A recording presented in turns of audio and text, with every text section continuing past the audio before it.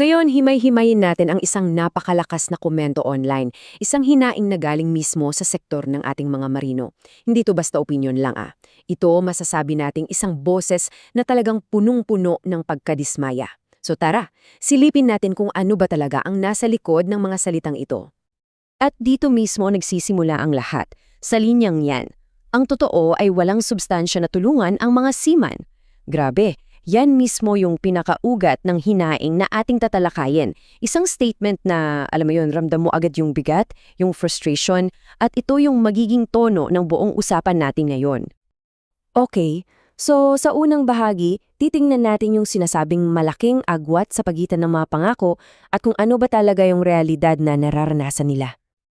Tingnan nyo to ang linaw ng pagkakakumpara. Sa isang banda, nandyan yung mga pangako, di ba? Magna Carta for seafarers, tulong daw mula sa mga politiko. Ang ganda pakinggan. Pero ayon mismo sa source natin, ang realidad, malayo raw. Ang tingin nila dito, budol lang o puro pa front lang, parang palabas lang. Dito pa lang makikita mo na yung lalim ng pagdududa nila sa sistema. At para mas maintindihan natin kung bakit ganito na lang kalaki ang kanilang sama ng loob, binanggit sa source ang numerong to. 1.2 trillion pesos. Yan daw po ang revenue na pinapasok ng mga marino sa ating bansa. Isipin nyo, napakalaking pera niyan, 'di ba? Isang malaking kontribusyon sa ekonomiya. Ang tanong ngayon, saan daw napupunta ang lahat ng yan? At heto na yung masakit na sagot sa tanong na yon ayon sa alegasyon ng source. Yung 1.2 trillion nagiging revenue para kurakutin ng mga politiko ng Pilipinas. Napakadirektang alegasyon, diretsahang kinokonekta yung pinaghirapan nila sa umano'y korupsyon. Kaya pala ganun na lang yung kawalan ng tiwala. Okay, so ngayon magiging mas espesifiko tayo. Kasi hindi lang pangkalahatang sistema yung tinutukoy dito may isang partikular na ahensya na direktang pinupuna, ang Marina o ang Maritime Industry Authority. Ito yung direktang tanong mula sa source. Ano ba'y naitulong ng Marina sa seaman? Alam mo, hindi to tanong na naghahanap ng sagot Ito yung tanong na rhetorical. Nagpapahayag ito ng isang malinaw na pakiramdam na wala silang natatanggap na tulong mula sa ahensyang dapat sanay nangangalaga sa kanila. So paano raw ito nangyayari? Ayon sa aligasyon, may sinusunod na mga hakbang. Step 1, nagpapataw daw ng mga bagong training na sa tingin nila ay wala namang purpose. Step 2, nagtatalaga raw ng administrator na may-ari din pala ng isang training center. Naku, parang may conflict of interest dyan, no? At anong resulta ng lahat ng yan? Ayon, ang tingin nila dito ay isang ghost project.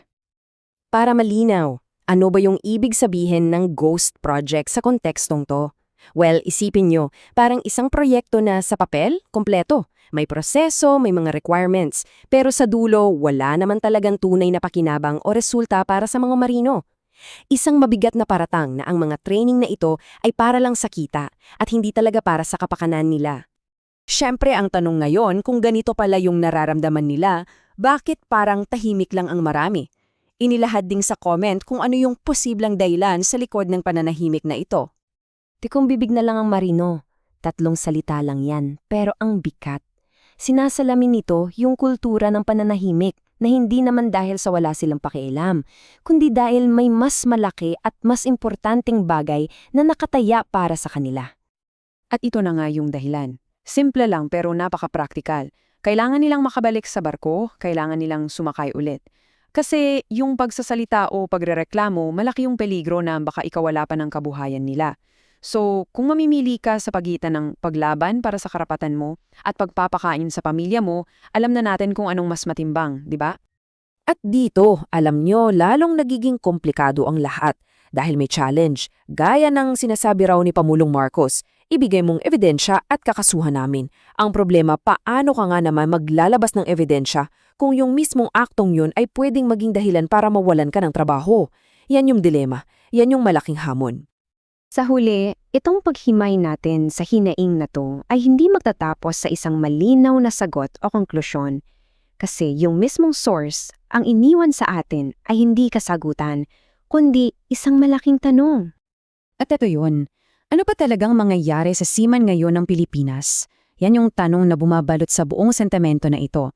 At ang layunin lang naman natin dito ay bigyan ng boses yung pagkadismaya na yan. At ang tanong na iniiwan niya sa totoo lang ay tanong para sa ating lahat na pag-isipan.